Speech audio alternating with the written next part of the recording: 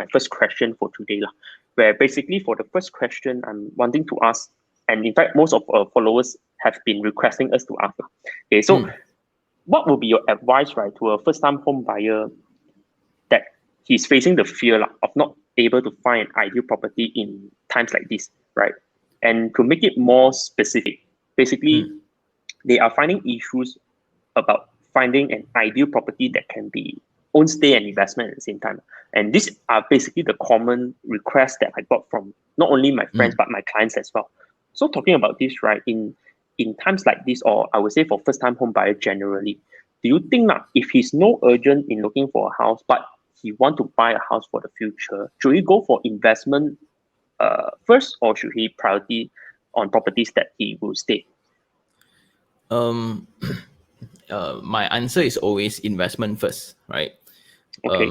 But you can go for investment first because you don't know where you will be in the next 3 to 5 years, right?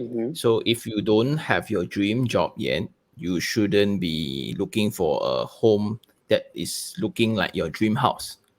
So that is the most the biggest taboo, because a lot of people worry that in the future next time cannot afford, right? So I buy now.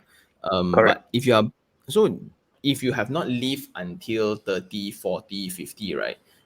And you already have an idea of what a dream home looks like, that most likely is not your dream home, because it's restricted. Let's say now you make $3,000.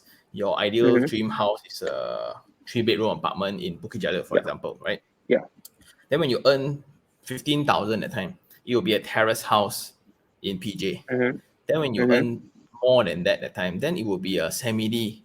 And as time progress, right? So now when you are single, the way you think is very different. The way you use space is different. Then when you have a girlfriend, right? Then when marriage becomes the conversation, then the requirements becomes different. Then when you think about marriage, thinking about having a kid, so it's no longer like now how I think is, would my kid enjoy the property more than me? Because to me, I merely use it to sleep only. So like, does facility count? Does security count? Does all this kind of thing. So before you are before you know what's going to happen, right? Why not you straight away look for something that you can rent out first? Because like, unless you have a lot of money, you get to buy two immediately, then it's a whole different story lah. So I would suggest is you buy something now first, because you have the benefit of a first-time home buyer. You have a lot of goodies right now, like the HOC lah, the low interest rate lah, and the rise of inflation as well is also a main concern right now. That's why if you go for something investment first, because it has no connection to where you will be in the future. Suddenly you got offered to Singapore, right? The property is still there, what? And it has been made on a decision based on your calculation on the surrounding rentals. So it would be self-sustaining, right? Then let's say your parents disown you, they don't want you to stay at the house, right? You can always move there. So it's not a big problem.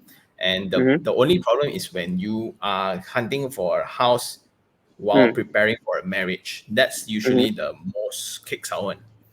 So the formula, if you are looking for a home, right? So the problem now relies when a lot of people come to me, they bought the so-called dream home, right? A landed property, but their budget is 600,000. So you only have outskirts to play with.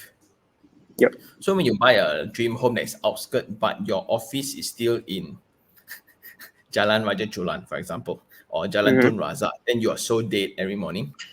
Then you will find it very tiring to travel, although the house is your dream home, no doubt. But then it's further away, it's less density, then there's less infrastructure.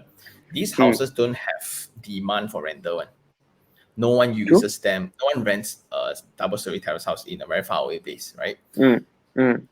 What happens to these couples? Then they rent a room in KL because they don't want to waste 4 hours traveling. Then they worry that they worry when they rent out this house in the outskirts, because it's their dream home. They worry people damage their dream home. Then they need to pay installment here. They need to pay rental here, right? And then when they say, okay, cannot sustain, I want to sell, but then this lose money. Because it's in a location where it's not strategic. It's only strategic to you because that's the only price you can afford. So this then becomes a very typical email during last year. I get a lot of this kind of emails. Yeah. And oh, I bought into the surrounding, I bought into this, but when you go in, right, Mm. lose money. Property, like this kind of property easily lose money. Right? Okay.